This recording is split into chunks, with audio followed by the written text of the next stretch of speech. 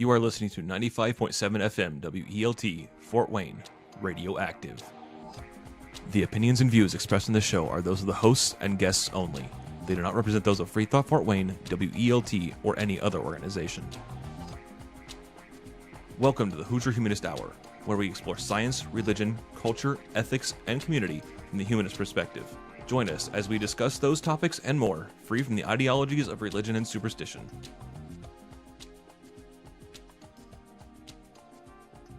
Good evening, and thank you for listening to the Hoosier Humanist Hour. The Hoosier Humanist Hour is a show dedicated to discussions about pretty much anything, so long as we can discuss it from the humanist perspective. The Hoosier Humanist Hour is brought to you by volunteers from FreeThought Fort Wayne Incorporated, and today we also have a special guest as well joining the show. And my name is Caleb Tittman. I'm joined today by by Chris and Andrew, our technical advisor. And again, our special guest today is Josh. He's not a member of FreeThought Fort Wayne, just an acquaintance of mine whom I'm hoping will one day join the fold. And if we're really lucky, V will join in later. He was supposed to show, but yeah, we'll see. Hopefully he joins. And as usual, if we're really, really very lucky, Andrew will join us today in conversation. That voice, everybody be jealous. When God said, "Let there be light," it was so he could listen to Andrew read the phone book. On this episode, I wanted to discuss apologetics and apologists. I'm not going to go into an in-depth conversation on these things. I want to give a primer. My goal here is I want to start a series that we'll do throughout the year where we'll do a counter-apologetic series. And more on that later. But in the meantime, a great place to start would be, what is apologetics? A lot of people don't even know what this word even means. So apologetics is merely a branch of theology that is concerned with the defense of one's faith. Traditionally, this term is used for Christians, but the term really applies to anybody defending their faith. So I'm not going to just talk about Christian apologetics. I'm also going to cover apologetics of other faiths, but honestly, by and large, the apologetics apply for every faith. Here, reiterate, apologetics is a branch of theology that is concerned with the defense of one's faith.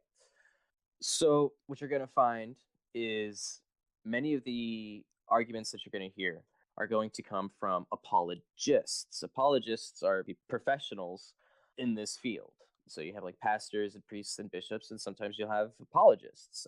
There are often apologist classes that you can take in grade school even. There are plenty of apologist classes on campuses across schools and universities all over the place. It's an intriguing field. At the very least, it's philosophically interesting, in my opinion. Whether or not it's philosophically useful is another story. One place that'd be an excellent place to begin is with William Lane Craig and the cosmological argument, because if I chose William Lane Craig to be first for several reasons, but quite honestly, I'm pretty sure he's the most famous apologist alive. I'll go so far as to say alive for any faith, but especially here in the States with Christianity, this man is huge. He's practically a hero in this community. William Lane Craig is renowned for his defense of what's known as the Kalam cosmological argument for the existence of God. William Lane Craig is a research philosopher of philosophy at Tollbut School of Theology and professor of philosophy at Houston Baptist University. A public speaker, he's been doing formal public debates for, probably almost 30 years, I think, if I'm not mistaken, at least 20. He's been doing this his whole life, and I have to say, as you might dislike the man, but you got to give the man credit. He's pretty damn good at what he does. He's by far, in my opinion, the most articulate and well-versed. At the same time, he tends to restrict himself to very particular arguments, unless he's talking about biblical scripture. He'll defend biblical scripture left and right. He knows that like the back of his hand. But when it comes to defending the actual existence of God, pretty much tends to stick with moral arguments and this Kalam cosmological argument. For those who don't know, the Kalam cosmological argument is simply this: everything that I need to explain this first. So in any given argument, you're going to find that it's going to be structured syllogistically, which means that it's going to be set up in premise 1, premise 2, premise 3, and so on until it gets to a conclusion. So in the Kalam cosmological argument, the syllogism begins like this. Premise 1, everything that begins to exist has a cause. Premise 2, the universe began to exist. And the conclusion here is, therefore, the universe had a cause. Now, full stop, just right there. That is the Kalam cosmological argument. All it says, its conclusion is, therefore, the universe had a cause. Now, assuming you accept this argument, and I have my objections, but let's grant the argument. All the argument itself is saying that is something caused the universe to come into being.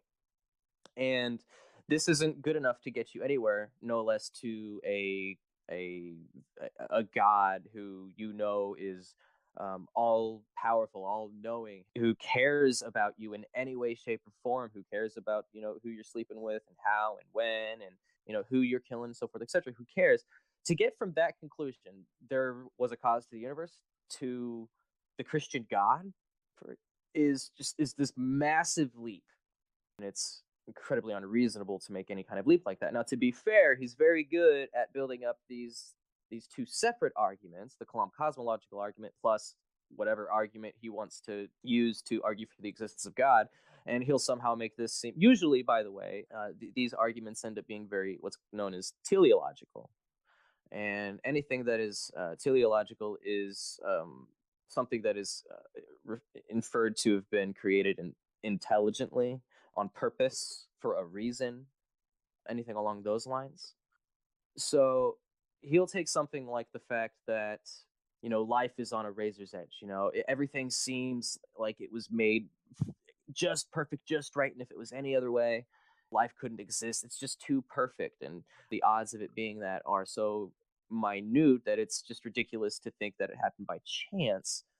And so therefore it's more likely that this is something that was created or due to design. And so he'll use this sort of argumentation, combine that with the Kalam cosmological argument to try and convince people that therefore the Christian God exists, not just a God, because that is what the Kalam at best gets you, is a God. And that's if you make a lot of assumptions. But even if you grant that the Kalam cosmological argument gets you a God, that still doesn't get you to the Christian God. And so you have to be spoon-fed a lot of information in a very specific way to really be convinced of these things. And, well, maybe I say that a little bit too strongly, because to be fair, I honestly think that we're pretty much programmed to think this way, to see intention and purpose everywhere. We're built with these heuristics that allow us to look into the world and come to pretty accurate conclusions. And unfortunately, a side effect of this is we also have these leftover heuristics that don't do us any good. And so when we see the rustle in the bush, we still might associate that rustle with an agent of some sort, when it might just be the wind. Okay, but it's always best to assume an agent, because you never know if that's a lion in the bush. And so it's still an important heuristic, but insofar as understanding the universe, it can backfire on us and turn its head. So anyway, I feel like I've talked quite a bit here, and I wanted to ask Josh, and I don't know if I explained this already, but I wanted to have Josh on the show specifically because he's not well versed in apologetics and or the argumentation style, what have you, of the actual apologists themselves. So I kind of wanted to pass the ball to Josh briefly, just to kind of see it, briefly. Do you have any questions up to this point before I ask you something else? There's a few questions as I'm going through, just listening, absorbing everything going on. First of all, so it's apologetics and apologists, correct? Yes, sir, with the latter being the person. Yeah. So first of all, any root to the word for apology? Just because I don't know, that makes me it's something curious to me as to why apologetic an apologist so very close to apology? Is there any root cause to that, or am I just throwing something out there randomly? No, that's the language is the same because but they're both derived from the same language. I can't remember which language. Okay. There is a connection. I just honestly at the top of my head I can't think of it, and I have. It sounds like I should be saying sorry a lot. If I was an apologist, to me, Yeah, Lawrence Krauss would agree with you. In fact, I should be just apologizing. no, man, that's funny that you say that because I think my favorite debate that I've ever seen with William Lane Craig was when he debated Lawrence Krauss on which is more likely, or which best explains the universe, theism or atheism. And this was a a 3-day debate, each day being a slightly different subject matter. And on the third day, Lawrence Krauss picked the subject for debate, and his assertion was science has buried God. That was his assertion. And so right off the bat, science has buried God. I love this. So Lawrence Krauss gets up on stage. He's like, I'm in a bad mood. I don't like this guy very much. I think he's dishonest, and I'm just gonna wreck this dude's world. And so he don't get me wrong. I think that Lawrence Krauss is, and especially in this particular debate, was especially too caustic. I think he was just a little bit too rough around the edges, and people tend, when you do that, especially in a formal debate like that, the people that you're trying to convince are just looking at you thinking you're a demeaning butthole. We'll say that. Better. We'll go there. I'm on his side already, and I'm just looking past this stuff. I'm just trying to listen to the arguments themselves, and I'm just thoroughly entertained at this point. So it didn't bother me one bit.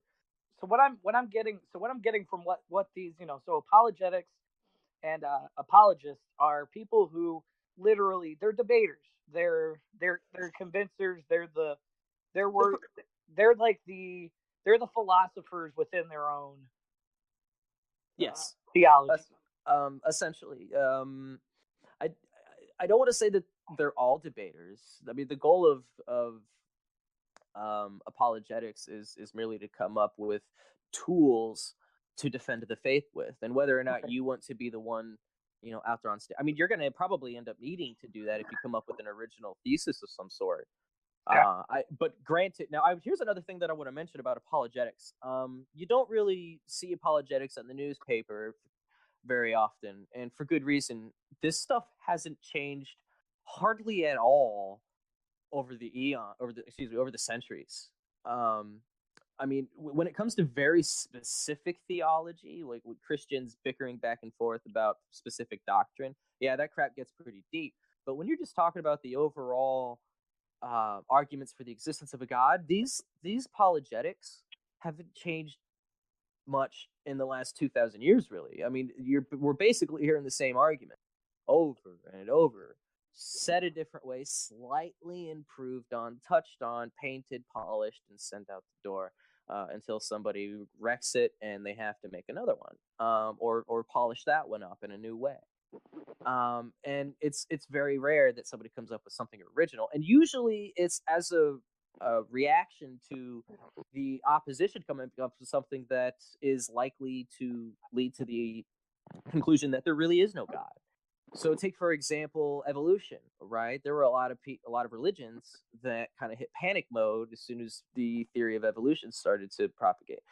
For good reason, because a lot of these religions would be completely debunked by this notion. Not all of them, but many of them. So as soon as evolution comes about, now we have very specific new apologetics on young Earth creationism, intelligent design, which we'll get into these concepts. In fact, we should probably do that. Well, do you have any questions up to this point, aside from intelligent design and creationism? Actually, I kind of wanted to go back to like that first original argument. First of all, just kind of picking up, who was that first apologist you were speaking of? William Lane Craig. Yeah, that was, and just kind of the cyclical argument process. I feel like that's something that everybody hears on a day-to-day when discussing theology, as far as that something caused the universe, therefore the universe has a cause. I think that has been that's so very basic in all just arguments or discussions. And Sure. I mean, it's basically, you could trace this back. That you don't even really need to make this. See, here's the thing with phrasing it in that sort of way. It has a certain connotation. So one of the ways that I like to frame this question is, why is there something rather than nothing? This is really the original paradigm question, anyway. Why is there something rather than nothing? Why does anything exist at all? Is there a purpose for it? These are the sorts of questions that people ask, and a part of the problem that we have as a species is we tend to ask the wrong kind of questions. We're not designed by nature to understand the boson, the neutron stars, the creation of the universe or generation, if there was one, whatever. These sorts of questions. These are very new. These, for all we know, we're the first thing in the universe to ask these kinds of questions. We need to tread carefully on this. And when you start asking why questions, you generally tend to be associating agency with why. Why assumes agency. I'll go so far as to say, why do we have 5 fingers? Okay, if you ask the question that way, you might say, well, we have 5 fingers so that we can grasp things this way.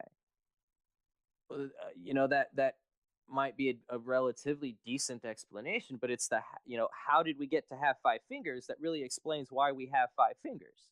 It's the how questions that really explain it, and the why questions just sort of explain what we do with them. Why do we have 5 fingers? To grasp things with, I suppose. And this is a problem that is, you could really see this in children. If you were to ask a 5-year-old why mountains exist, they're a lot more likely to say something along the lines of, to give trees a place to grow, than, well, because the geology of the earth, we live on a climactic planet with these plates that move across molten lava, blah blah. They're not going to say that sort of thing, because A, they don't know it, but B, even if they get asked that sort of question, that they want to answer it in such a way that it assumes agency, a purpose, a rhyme, a reason. People want to think from a very young age that things happen for a rhyme and a reason, and there's an evolutionary cause for this. But anyway, that's why you want to kind of steer away from asking the wrong sorts of questions, and because it can be very misleading. And it's honestly, insofar as apologetics itself, this can be a very useful tactic for the apologist and even for the opponent. In debates in general, people can ask the wrong questions to make it seem as though their position is valid in some way, when really they're just asking the wrong question. Anyway, up to this point, I know I kind of got off on a really long tangent there, but did all of that make sense to you, Josh? Yeah. I mean, I'm following along very well. Yeah, just keep going. I'm learning so much. It's just, this is a lot of seeing. It sounds so familiar on a lot of these arguments. If you know. Well, it is, because if this level of everybody argues and bickers and debates in their lifetime, and people have developed these strategies to perfect argumentation to the best of their abilities. But people do this all the time anyway. So one of the things that we should discuss at this point, I think, would be the utility of all of this. Like, what's going on here? What tools are we utilizing? People question the utility of the debate format. Some people think that all it does is give both sides a chance to toot their own horns. Everybody's walking into a debate with their minds made up, and everybody's walking out with their minds made already. So some people kind of question the utility of this thing. I'm of the opinion that it does change minds every once in a while. I think that it's incredibly difficult to change minds, and I think people undervalue how significant it is when even just 1 or 2 minds change in a crowd of hundreds. I mean, I think people really undervalue that because of how difficult it is to do that with something so fundamental to them as whether or not a God exists, whether or not evolution is true. There are a lot of people out there who, the idea that they evolved from an ape-like creature, well, it's in their minds from apes. Let's just be real, from monkeys and apes. They think that they actually did. Anyway, that's appalling to them. So imagine something so appalling to you just suddenly being realized as truth in your world. It's a hard pill to swallow. It's a tough pill to swallow. And So that's what's always fun with arguments like that, because these people, when I interact with these people that come up to me and try to convince me that they know and understand evolution, I sit there and I ask them, well, explain it to me then. And it's only after they sit there and struggle to come up with words for 30 seconds that can be put together into a coherent sentence that I eventually reveal, oh, well, actually, this is how it works. And then I go on to my 10-minute spiel, trying to educate them. And it's just, it's so infuriating when they're like, well, I've been studying evolution for years. I'm like, really? Okay, well, have you spent any time in a lab? How many credits have you taken in biology classes? What degrees do you have in biology? And what makes you think that you know more than me? uh, so it's very, very interesting when we reach that point, because I just reached that point. I was online the other day actually, and it's phenomenal. They think reading all these books, ranging from Darwin to Einstein to Stephen Hawking, they think that reading all these books actually gives them a core understanding of the topics covered in them. And it really doesn't. You can read something and not understand a word you said, word that was said. So claiming that you know and understand these people by reading books has nothing to do with anything. Yeah, and it's really aggravating for me as an expert in biology and even evolutionary biology to see people do that and front that kind of attitude. Amen, brother. Amen. I've only ever honestly had one real conversation with somebody, aside from family. I'll put in that, who we had a very serious conversation about evolution. It was during one of those like festivals. I think it was like Junk Food Alley season and all that. And there was this. I think they were Mennonites out there with signs that said like sinners go to hell, and the only people who are in hell are people who want to be there, and things like that. I was kind of sparked at that moment. I originally wanted to go up there and have a conversation about God, and that's where the conversation started. And he immediately jumped on evolution. That was like the first thing that came out of his mouth for some reason. I don't know why. Yep. And I was asking him, I was like, okay, so what sort of education have you received about evolution? Where did you receive this information? And it was just like you had said. And I wish I had thought, well, I don't care if you read the books. Did you understand what you were reading? How am I supposed to know that you understand? That question, honestly and shamefully, didn't come to mind. I should have said that. I just did my best to correct him to the best of my ability. Mostly, honestly, I would have walked off. But what really crushed me, what really got to me, was the fact that he had his two kids there with him, holding up those signs. In fact, it was the kids that were holding up the go to hell signs. He was holding up something about something completely different. Couldn't remember. And so that's what sparked this whole thing to begin with. So the only reason I even bothered with this conversation was so his kids could hear me, and they could hear me loud and clear. They were standing right there. This guy was looking for examples of evolution that we could see, and he couldn't understand these. It blew my mind, because he's telling me that he did understand these concepts, and so I was just talking about changes in allele frequencies over successive generations, and it was like his eyes glazed over, and he wasn't listening anymore. And then he would just retort with something completely different that had nothing to do with it, but still was supposed to suggest that his point was valid and mine was invalid. And he had no idea what the hell he was talking about. Yep. No, I've encountered those people about 3 or 4 times. Those exact same people. And it's funny because they approach me a little differently every time, but every single time, they always end up being the ones to walk away from me. Yeah. Yeah. Like I said, I'm just hoping that something that I said sticks with one of those children. I'll admit that was my goal. And I'm not ashamed to admit that either. I'm serious about that. But no, it all comes back to what you were saying before, that it's the why question that gets people. It's the why question. And the only organism that asks why without understanding the why so often, which boggles my mind, is humans. And so when we think about humans and asking the why is natural selection. That's the why. If you don't understand natural selection, then you don't understand the why. If you don't understand the why, you have no business talking about evolution. Period.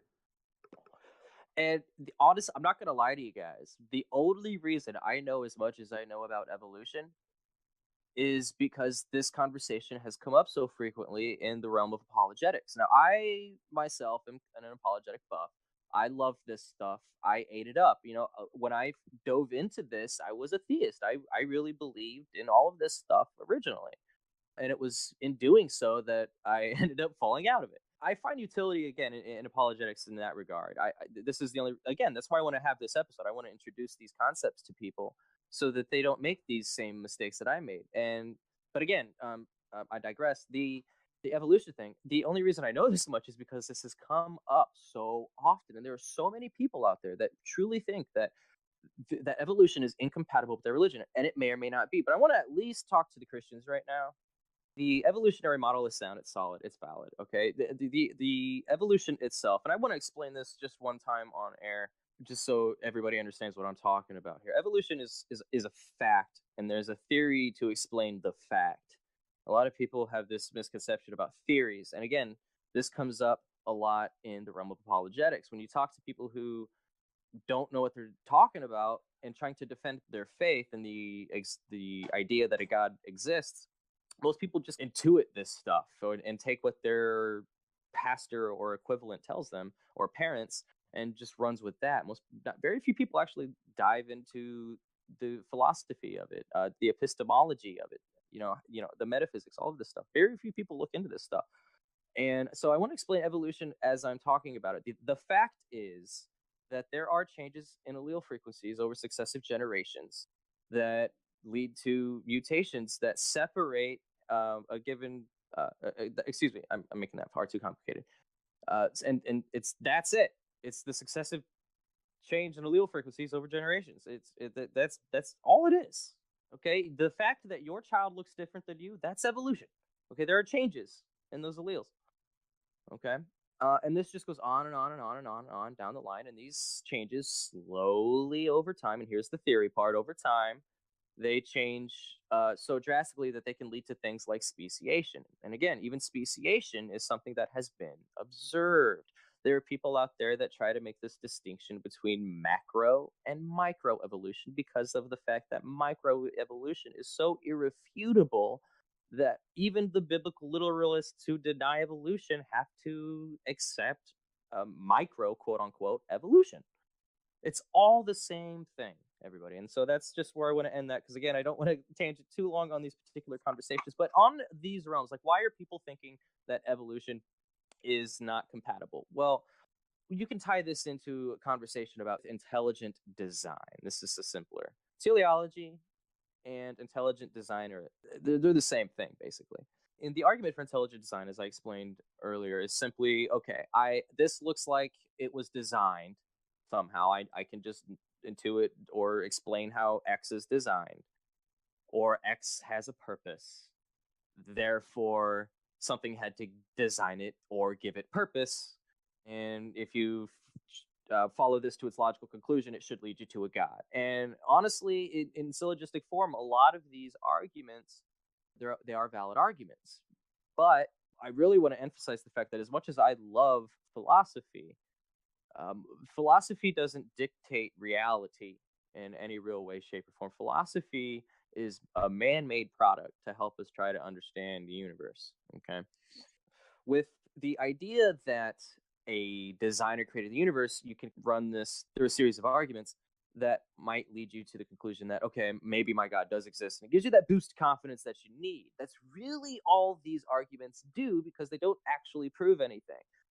At best, I mean, especially since these arguments have been refuted so many times over the last 2,000 years, I mean, really, it just gives everybody that feel-good victory moment. Like, okay, it makes me feel a little bit better that maybe I do have this right, in my opinion. I can't say that as fact.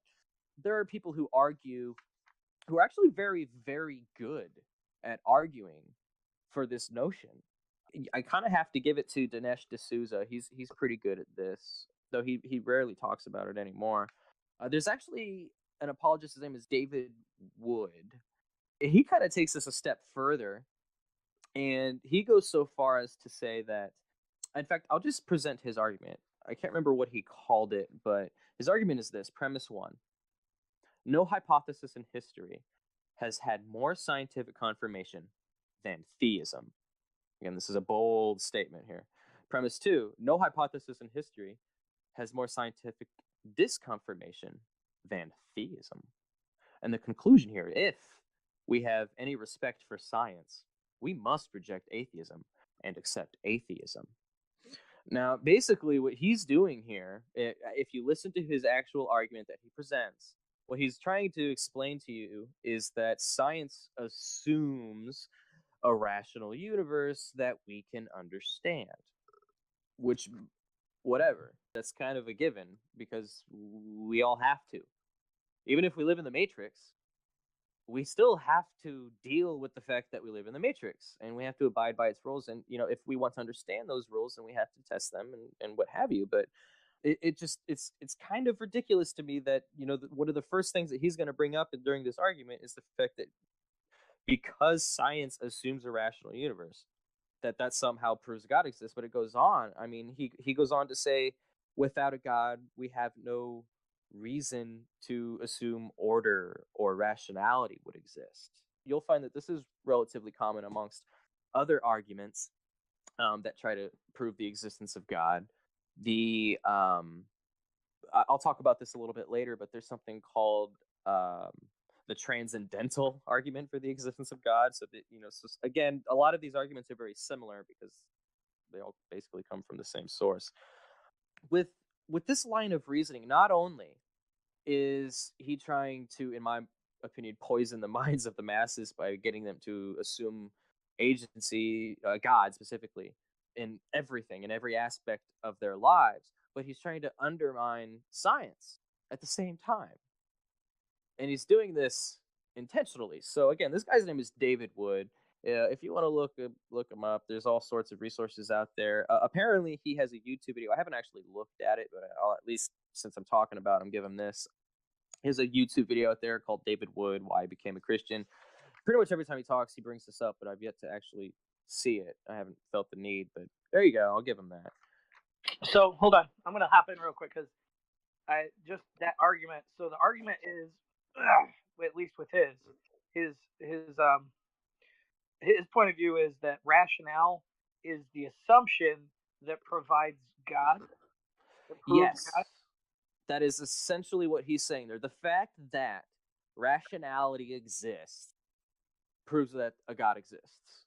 So what when he refers to rationality, what he's referring to things like the uncanny applicability of mathematics, logic.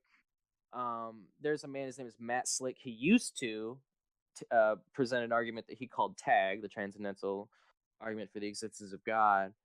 He used to say that there were these things called the logical absolutes, which objectively existed in some way, that are fundamental for our universe to exist at all, period. And that these logical absolutes themselves prove the existence of God. Okay? Now, there's a lot of nuance in between A and Z there, okay? But that's essentially the argument. The fact that the universe is logical proves that a God exists. Now, that's a huge leap when you put it that way. Now, these people do their best to make it sound convincing, but... Yeah, I mean, it's objective in truth. I mean, to what extent? How do you make rationale a belief? How do you make rationale when science is objective at its core and it merely merely observes things, behaviors? I'm sorry. Go ahead. Yeah, I'm trying to wrap my mind around that argument where rationale. It's not a rationale. It's an objective observation or a test created. That's how science actually works. So I don't understand how rationale. That's fine. I'm going to backtrack here just a little bit. I'm going to backpedal just a smidgen here. I promise I'll get to the rationale of this. Because I feel like at this point we should talk about what's called presuppositionalism, because I think that this notion of presuppositionalism, whether or not other apologists know they're doing it, they're presuppositionalists a vast majority of the time. Presuppositionalism is a position where you just acknowledge the fact that you assume a God exists and work from there. You don't really begin with "I don't know." You don't begin with "No, a doesn't exist, and I'll prove it." A presuppositionalist apologist just goes ahead and admits that yes, I'm going to assume that a God exists. Oh God, there are infamous ones. Like there's a guy's name is Cy-Ten Bruggen. I need to look this up real quick. Cy-Ten Bruggencate. That's his name. Stupid name. And he's he's one of the most annoying people to listen to that you'll ever hear in your life. The guy is horrible. He's one of these people because he has to be to present the arguments that he's presenting and have them make any sort of sense. Again, a lot of these arguments are valid, but that doesn't mean that they're sound. That doesn't mean that they're actual.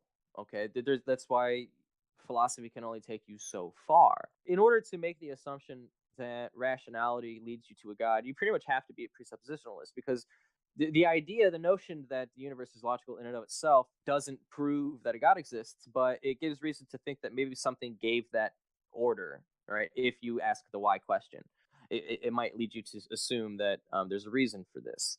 And that's why I think that a lot of these people are presuppositionalists, whether they realize it or not. They're asking the why question and coming to a conclusion, which is just unnecessary. There's just no reason to go there. So, when you ask these sort of why questions about the universe, you can put yourself in a position where you have just defined yourself a God that serves as an explanation for everything and remains unfalsifiable. And this definition of a God is worthless. It explains nothing. You can posit anything that can do that. You can posit 10th dimensional beings that create universes or whatever. There's all sorts of things that you can do with that. So if your God serves as an answer to all inquiry, and of course everything that you see might seem to validate your hypothesis. Okay, so when this guy says that premise one, no hypothesis in history has had more scientific confirmation than theism, and he's assuming this is because reason itself assumes God and science assumes reason, so therefore all of science is subsumed into theism. This is his argument. But again, I repeat, if your God serves as an answer to all things and remains unfalsifiable, of course everything is going to appear to validate your hypothesis. It serves as an answer for nothing. Okay, does that make sense? Yes, sir. Okay. So yeah, let me throw in something there, Caleb. Hey, this is V. I happened to join in midway. Welcome back. Hopefully I didn't miss too much, but one of the things that we were kind of circling around in this whole discussion that I've been listening for the last about 15 minutes, um, creationists use very slippery language. When you mentioned they ask why questions, well, the moment you ask a why question, you've already assumed a God exists or somebody exists, somebody that gives purpose. The questions, if you want to be objective, should be how kind of questions. How did it come to be that we have so many different species? Well, evolution. How did it come to be that we have a universe that that makes sense?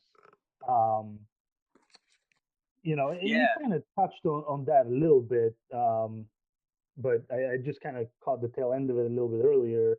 You mentioned that they were undermining science, and well, not all that's of them. absolutely many of them are, and it's absolutely deliberate because the more some of those creationists undermine science, the more their view becomes more credible. They use words like, "Oh, science is just theory," and they misrepresent and confuse the everyday meaning of theory and the scientific meaning of theory. And there's all kinds of other words that they sneak in there, in order to attack science. And it's very dishonest. They know they're doing it. They'll use something like, this the a little bit of doubt that scientists have about theory, And Yes. scientists will say, well, I'm not absolutely sure about this. And, that all of a sudden elevates their position to the same level as a scientific position because there's uncertainty in both. And somehow, it's like everybody thought Einstein was crazy. People think I'm crazy, therefore I'm Einstein. You know, they they take a little bit of equivalency there, blow it out of proportion, and now their position sounds believable when it's not. But really, all this is related to how different terms are used in different fields. Like Yeah, science, for instance, science, as far as theories are concerned, theories are things that basically try to explain why. All yes, right, that's what a theory is. yes, A law, like the law of gravity, that describes and predicts phenomena. yeah, Why isn't covered in either one of those? correct. Why is the purview of philosophy? Hmm. That's why. Yeah, uh, absolutely. You're absolutely correct. And one of the other things that it kind of it has to be that way, but it's almost a disservice to science. You know, we keep talking about the theories, we keep talking about these individual names and individual people, and it kind of ignores how much of science is actually experimental. You know, most scientists out there are not like theoretical physicists or theoretical biologists or whatever. Most scientists out there, are in the lab every day. They're doing experiments. They're working on, investigating how this works, how that works, what happens here. They're out in the field digging for fossils. They're somewhere in the jungle, studying some, little known species of snake that they just found out the other day somewhere in the Amazon, or, you know, so much of science is experimental. So much of our knowledge is based on observation, and it's kind of missing oftentimes from the conversation, and it can be confusing. Yeah, man. Absolutely. And to tie this back to our original subject matter of apologetics here, Josh, you were kind of asking how people might come to this conclusion. How could reason possibly lead you to the idea that a God exists? Well, there are all sorts of cumulative arguments that people have tried making over the years. Cumulative meaning, an argument here, an argument here, an argument there, and if you combine them all, it heavily suggests this. Okay, so there are a lot of people that defend a very political version of apologetics, like Dinesh D'Souza, for example. He's rather entertaining to listen to. He kind of gets repetitive after a while. Same with William Lane Craig, by the way. Holy crap! One thing I want to mention briefly, real quick. You only need to listen to William Lane Craig once or twice. I assure you, his arguments have not changed much. You get the gist of what he's talking about, and you never have to hear him again. So don't obsess yourself with him. He's fun to listen to every once in a while, and Dinesh D'Souza is just fun in my opinion to listen to. Uh, he had a bunch of really good bouts with Christopher Hitchens that I loved, that were just really fun to watch.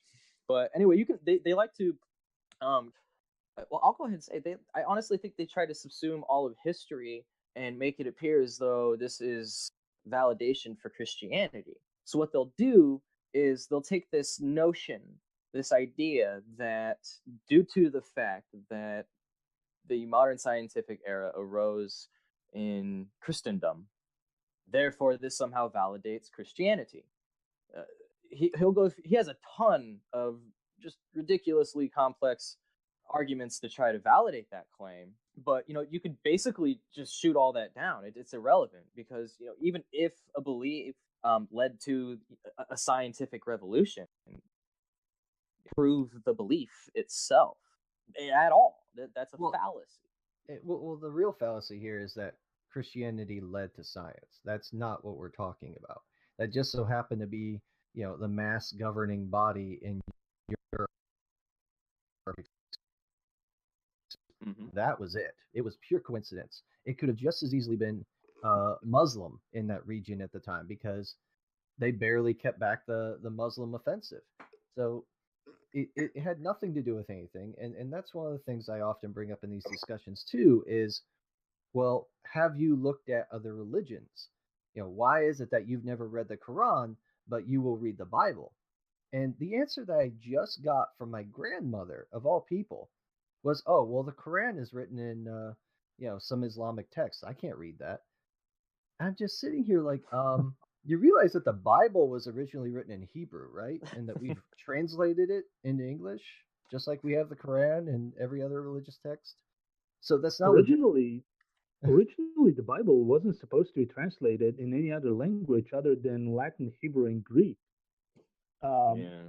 So, yeah, it was a hard fought victory to actually get the Bible to be translated in any other language but those three, because the church wanted to control all of it, and um, yeah. Well, I It's mean, just, after and one of the other things. Let me just throw this out there as well. We talked. We mentioned how science developed in the Christian world. Before science developed in the mid centuries in the Christian world, it developed in the Islamic world. I mean, algebra was invented by Muslims in Iraq, basically, or like the Arab world invented algebra.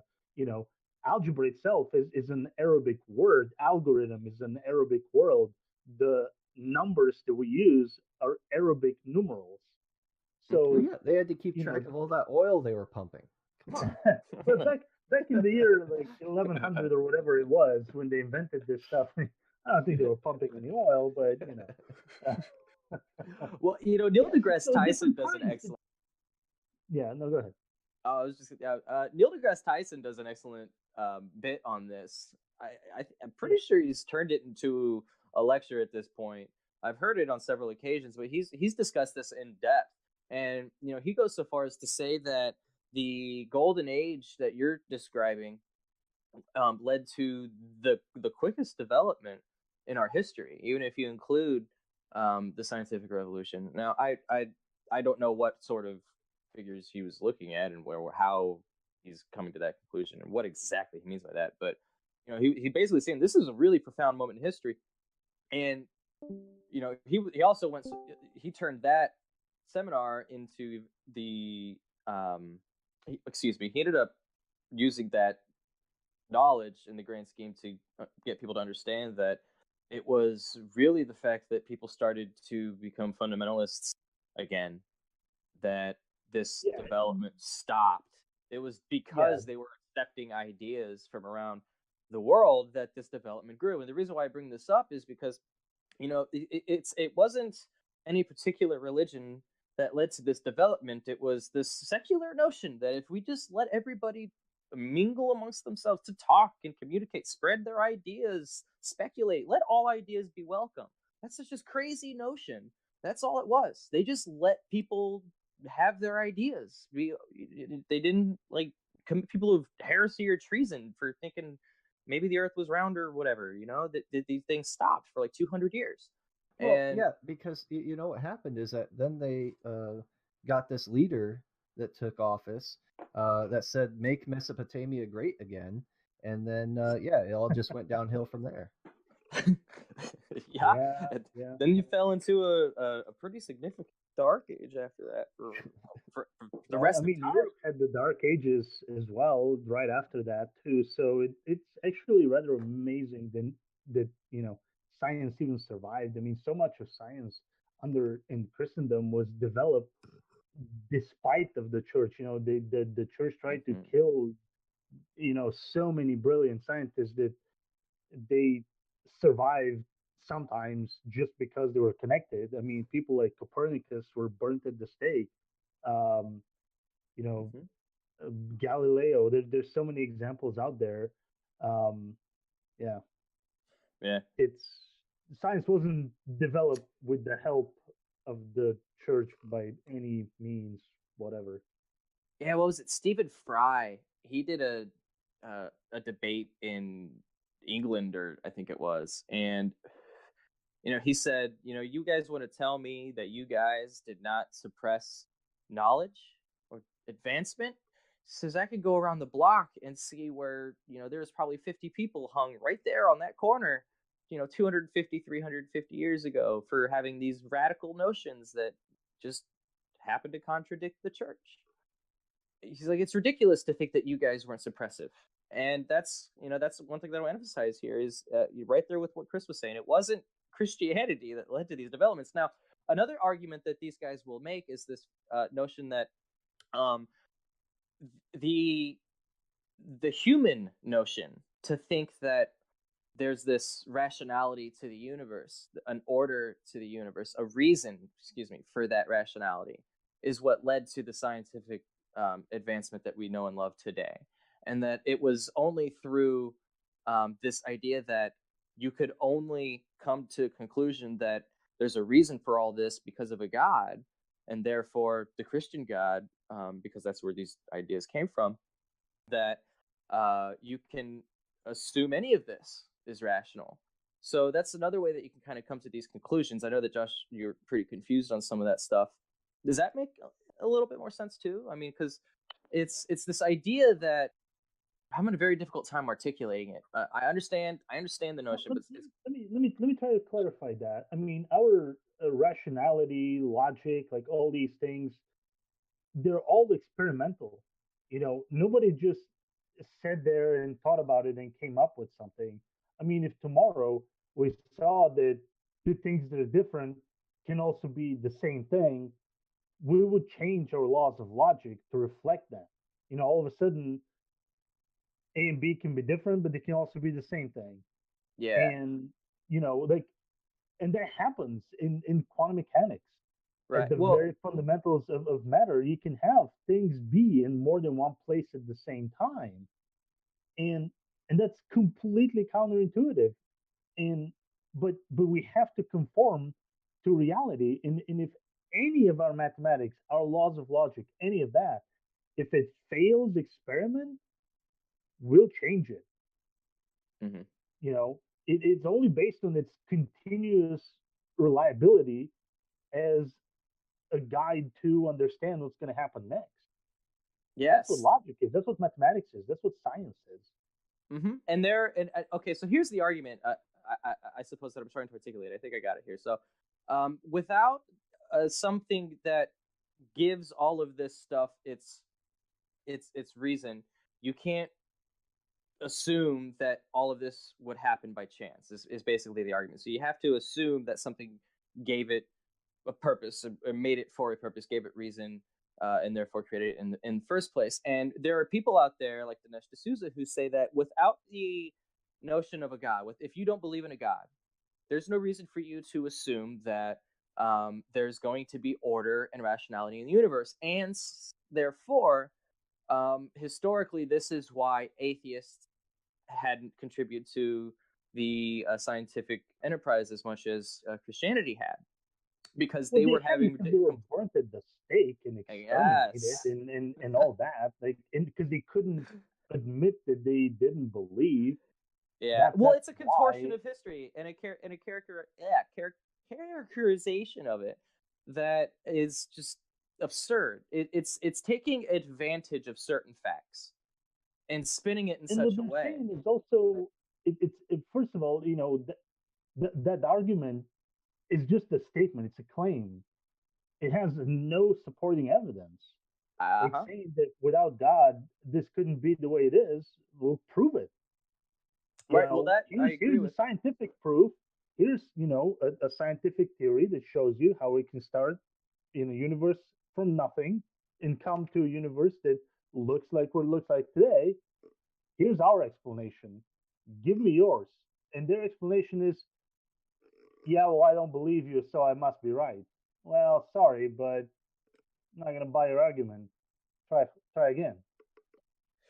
Any supporting evidence to these claims? I have never heard supporting evidence like those claims that they say, oh, if it wasn't like this, it must be God. Well, okay, no, you got to prove that. That's the claim. That's not the evidence. Again, to play God's advocate here, these people are making the claim that this is a cumulative argument, that you can't take any one particular datum here and come to that conclusion, that you have to infer this from the collection. But since I know it is, yeah, no. we can counterpoint everything that they bring up, I assure you, and it has been done. And I encourage anybody who's listening to do some research into it. Just YouTube debates, the great debate. It's fun. I enjoy it. I love listening to these guys go back and forth. It's rather entertaining. Most of them aren't as Yeah. dry as I am about this stuff. I promise you guys. Christopher Hitchens is a great place to start just because he's extremely fun. Even if you disagree with him, he's just fun to listen to, and he can get your feet wet. So that's where I would start just to kind of get I think into we're it. actually running out of time. I think we're actually out of time. Yes, unfortunately, we are out of time. I was really hoping to get to Dennis Prager because this guy is He's hilarious. fun. He's Let's hilarious. talk He's about him fun. next time. Yeah, let's do that on the next one. Well, I want to thank everybody for listening. I want to thank everyone for participating. Thanks for joining, V, especially since you had to jump through some hoops to get here. Excuse me. Josh, I want to thank you for joining us today. Before we go, I wanted to give you a chance to have the last word, or perhaps maybe ask a question that might be answerable quickly.